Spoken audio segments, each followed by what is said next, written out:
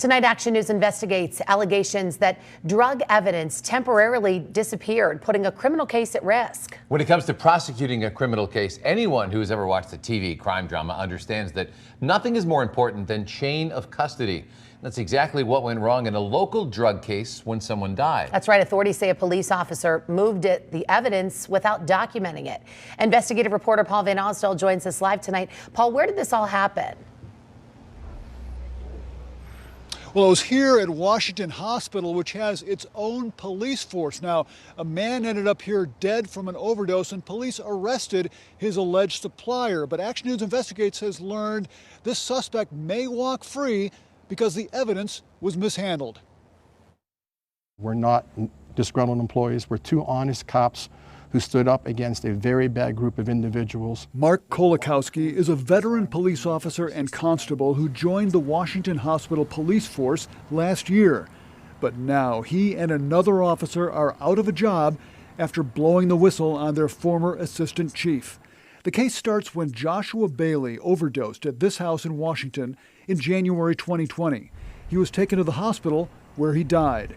Police found stamp bags of heroin on him, and that evidence was secured in a locker at the hospital police department.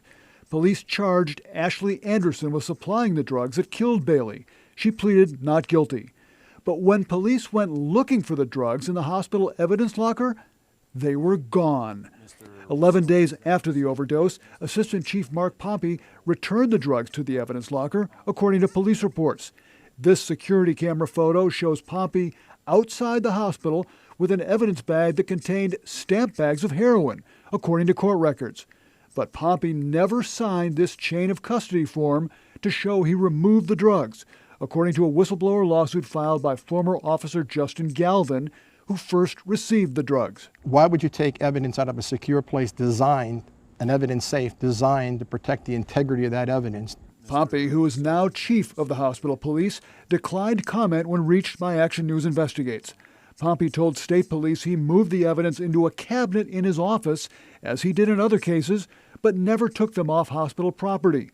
But Galvin says this picture shows Pompey exiting his car with the drugs at the hospital a half hour after Galvin called him at home on a Saturday to ask about the missing evidence. State police say it did not appear that the stamp bags were tampered with, but chain of custody was not properly documented. As a police officer, why is it important to make sure you know exactly where that evidence has gone? To prove that it wasn't tampered with or, compromised by a third party. Now, Anderson's attorney has filed a motion to suppress the drug evidence based on the broken chain of custody. I don't know what was done with that evidence during that time, who had access to it. Ms.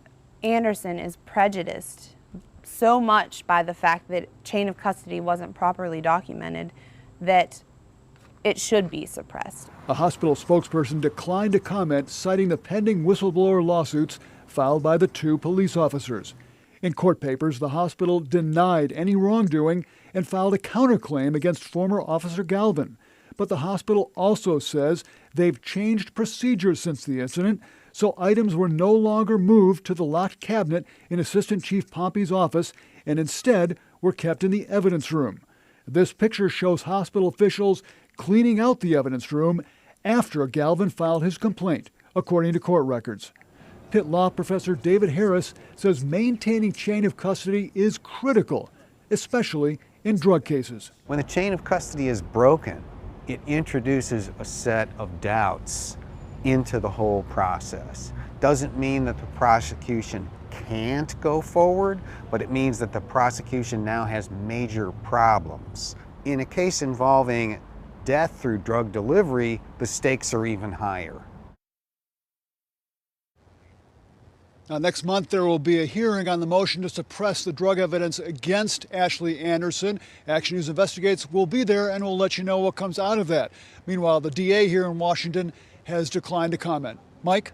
Paul, any further investigation into what clearly went wrong here? Well, Mark Kolakowski, the hospital police officer we just spoke with, he has been in contact with agents from the state attorney general's office, but a spokesperson for AG Josh Shapiro declined to comment. Reporting live, Paul Van Osdol, Pittsburgh's Action News 4.